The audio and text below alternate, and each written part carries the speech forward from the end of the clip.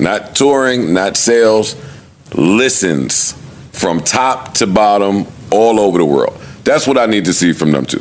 Because you're right, Weeknd probably wins every metric battle now. However, I think Drake wins the visibility battle with Weeknd because of how he's been marketing himself and promoting himself. And I think that overall, I think more people have listened to Drake records just because there's probably more of them and how big that they were.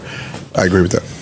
And I just think just in quantity alone. Overall popularity and all the impact might be on. And it's not fair to ask that now to me because one, the label is full steam ahead, and the other one not so much. The label's always been full steam ahead on Weeknd. Like I'm talking about since you go back, forget this project and even the last 2-3 projects. You go all the way back to the Beauty Before the Madness, Starboy, that era. I'm talking about for Drake. But while the labels were big on Drake and Weeknd at the same time, Weeknd's numbers were still all the way up there at the top. When the label was buying both of them at the same time, I think Drake is way bigger. I think just because of the quantity of music. That's 2016 and before to me. I only think that's because of quantity of music. Weeknd's quantity, his output doesn't match Drake's. So I think, and where they were in the ladder, right? Like I think, like Drake, I think it's safe to say is on the backside of his career. Yes. I'm not ready to say that about the Weeknd. Yeah, and to your point, the quantity of music that they putting out, that plays a part. Yeah. So if I'm putting out an album every single year and you putting out an album every 3 years, I'm going to be hotter than you because I keep being relevant in everybody's brain with new shit.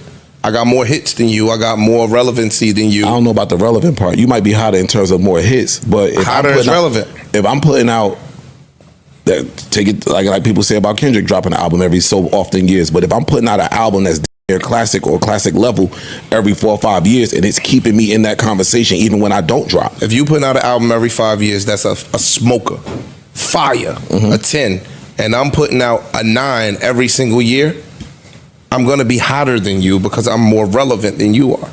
That 9 is subjective. You get what I'm saying? Like hotness don't speak to better, it just speaks to more relevant, more popular, all of those things. And I just think that Drake got a few albums that's probably better than whatever Weeknd's best album is. To us. And that's where I think it's different at, because Weeknd has went full pop. He don't like that Beauty Behind the Madness, Starboy, that wasn't for hip hop culture. And there's a third one in there, I forget. But that wasn't for hip hop culture. Drake, even when he went pop, he still stayed hip hop-ish in there. Weeknd's left this alone. I mean, his intro was dark R&B, even though it was classified as R&B. But once he left, he went pop radio, pop star, completely over there, and never looked at us again, really.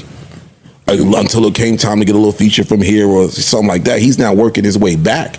But Weeknd was gone. And I think that's what took him to that next level, why he's out here doing your stadium tours and like that. You have to, it's almost like it's a ceiling over here. You think Drake hit it? Yes. Not on my head, this speech. Yeah, I don't think Drake ever hit the ceiling. I think he did. Like, I think if Drake wanted to go, what's the ceiling? Views. I say that all the time. That was the peak for me. I'm just saying, so what can't he do? Stadiums. I disagree, but that's speculative. Yeah, you standing. I disagree. I disagree. For as big as a moneymaker as he is, I think they would put that man in stadiums. See, I don't think that's a definite the way you keep saying it. Yeah, I don't look at it like a stadium is a different show that I don't know that he feel like doing. It's cost different more. fees that I don't know that Bro, he he feel just like told paying. in the text about that he doesn't feel like doing all this show here. That he's running that the leak text with old girl. Yeah, so imagine with that with a stadium. So what I'm saying is it ain't really up to you like that. If I gave you 400 M's and I want my money, I got you in this type of a contract. No, we gonna put you in the biggest possible. That's not how he said that to that girl. And that's not how he said it to the girl. He said it to the girl like, yo, I'm trying to fulfill my obligations to these so I can get the away from them.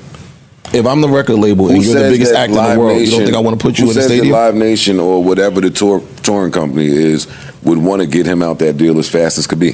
No, I'm not saying they want to. He wants to. No, not them. But that don't got nothing to do with the No. stadium When tours. I said, if I am Live Nation and you are the biggest act in the world, let's say, you're not touring arenas. Yeah, I don't think that's true. All the biggest acts are not touring arenas. They don't do them no more because their star power won't allow them to do it. What is Beyonce doing? Arenas. Stadiums. It has been for the last 7 years. Beyonce ain't did an arena tour in God knows how long. This tour that she just announced is all stadiums. That is a fact. What's the Renaissance shit? Stadiums. MetLife is a stadium. If you're performing at MetLife, it's not. You're not. Beyonce not doing Barclay. She did MetLife when she or came Prudential. Ever. MetLife when she came here. That's what I'm saying. That level of act, the label with they're in bed with you. They said Beyonce looking to make how many 300 some odd million off of this Renaissance. Nicki Minaj made $200 million or high hundreds off her tour. Nicki Minaj, respectfully, is not Beyonce level. No, That's what I'm saying. Once you get that global star. I don't know if that is that many stars in the world bigger than Drake. And it do be sounding like I'm caping for Drake. If Drake pop up yeah, over like, there yo, in that's crazy. MetLife. If you saying Kendrick Lamar could do a stadium tour, so could Drake. I'm saying Kendrick Lamar doing. I already, y'all know where I stand. I say no rapper could do a solo stadium tour. Not one. What's up, y'all? I want to thank y'all so much for tapping into my channel. I appreciate y'all so much. And the clip I do show y'all, that was Joe Budden podcast. And they were speaking about Kendrick Lamar and Drake beef. The reason why is because it's still a hot topic. And Drake, he recently went viral because he's in Australia on a tour. And he was walking into a shop, and all the people were just staring at him, looking for a reaction. You can definitely tell that he had a bruised ego, and he looked very, very insecure. And while he was on his tour, he decided to wear some very questionable clothes, and he was actually wearing a shirt with a bullet hole. Drake is very emotional, and he's just finding that you want to take it to the extremes and wear things like this. So let me know what you think about this. Make sure to like this video and subscribe, and I'll see y'all in the next videos.